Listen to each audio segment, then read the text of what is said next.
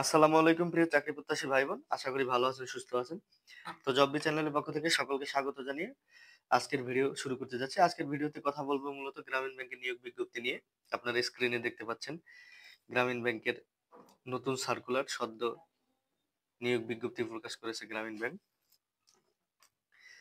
তো অস্থায়ী পদে লোক নিয়োগের উদ্দেশ্যে বাংলাদেশের স্থায়ী বাসিন্দা পুরুষ মহিলা উভয়ই আপনারা এক্ষেত্রে আবেদন করতে পারবেন এবং আবেদনকারীর যে পদ, শিক্ষাগত যোগ্যতা এবং বয়স সীমা, বেতন কাঠামো, প্রমোশন, আবেদনের সময়সীমা, সর্বশেষ ডেডলাইন, সামগ্রিক তথ্য নিয়ে আজকের ভিডিওতে কথা বলবো। তো পূর্ণাঙ্গ তথ্য পেতে ভিডিওটি না টেনে কন্টিনিউ করার অনুরোধ রইল।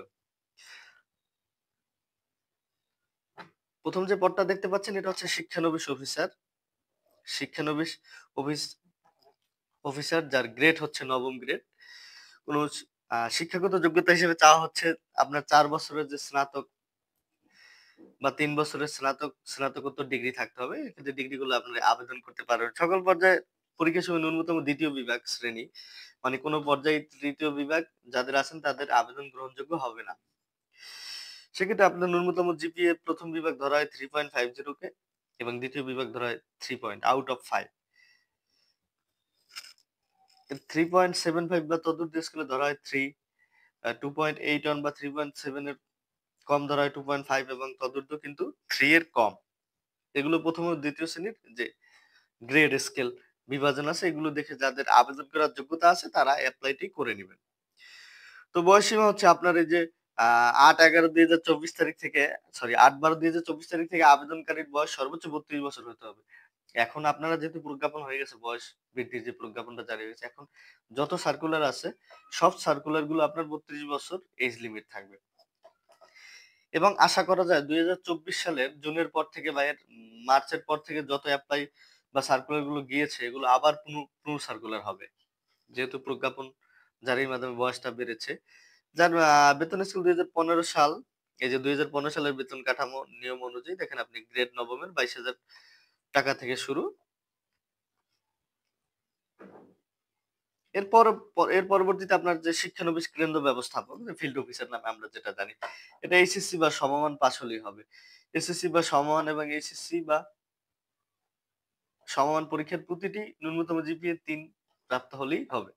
যার যেটা মূলত 15 গ্রেড, আমি স্ক্রিনে দেখিয়ে দিচ্ছি মার্ক করে, এটা 15 গ্রেড। আর অফিসার ছিল নবম গ্রেড। এই যে 15 গ্রেড 9,700 থেকে আপনার বেতন কাঠামো শুরু।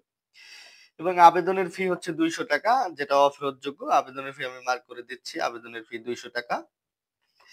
আবেদনের ফি 200 টাকা। এটা মূলত আপনারা যে রকেট অ্যাপ থেকে বিল পেমেন্টে গিয়ে আইডি নাম্বার করে অ্যামাউন্ট, যে অ্যাপ্লিকেন্টের ফোন নাম্বার, অ্যামাউন্ট দিতে পারবেন। এই যে পিন দিয়ে সেন্ড করে দিতে পারবেন ট্রানজাকশন আইডি। এছাড়াও আপনার এই যে স্টার 322 ডায়াল করে ডাচবাংলা মোবাইল ব্যাংকিং রকেটের মাধ্যমে ফি প্রদান করা যাবে।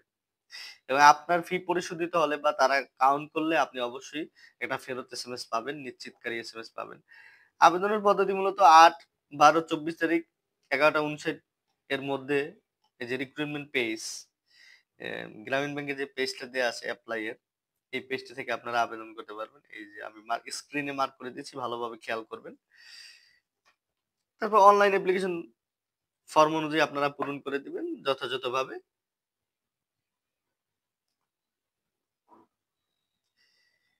প্রশিক্ষণ পদ্ধতি, নিয়োগপ্রাপ্ত শিক্ষানবিশ অফিসারগণ গ্রামীণ ব্যাংক প্রশিক্ষণ কেন্দ্রের আওতায় মূলত 1 বছর 2টি পর্বে প্রশিক্ষণে থাকবেন। প্রথম পর্বে তার মাসিক 13,000 টাকা স্থগিত হারে এবং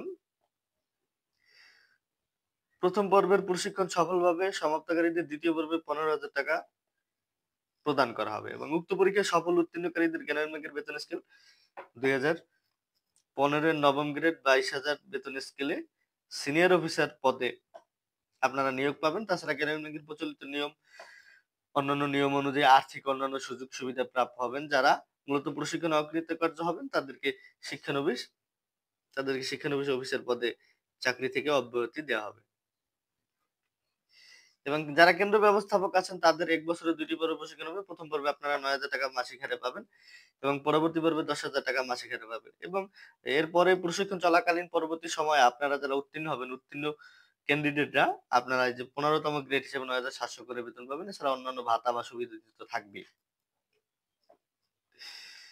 এই যে অন্যান্য তথ্যাবলী সেক্ষেত্রে ত্রুটিমুক্ত আবেদনকারীদের নির্বাচনী পরীক্ষায় অংশগ্রহণের জন্য রাখা হবে এবং গ্রামীণ ব্যাংক কর্তৃপক্ষ এই নিয়োগ বাতিল বা প্রার্থীদের কাউকে নিয়োগ প্রদান বা না করার ক্ষেত্রে যেকোনো সিদ্ধান্ত গ্রহণের সক্ষমতা বা ক্ষমতা সংরক্ষণ করে। আর কোনো ধরনের সুপারিশ বা তদবির প্রার্থীর অযোগ্যতা বলে বিবেচিত হবে। তো এই ছিল আজকের ভিডিও। ভিডিওটি ভালো লেগে থাকলে এবং আপনারা যারা চ্যানেলের নতুন ভিউয়ার্স আছেন তারা চ্যানেলটি সাবস্ক্রাইব করে পাশে থাকা বেল আইকনটি প্রেস করে দিবেন। সরকারি বেসরকারি সমস্ত রকম চাকরির আপডেট সবার আগে পেতে আমাদের চ্যানেলের সাথেই থাকুন। ধন্যবাদ।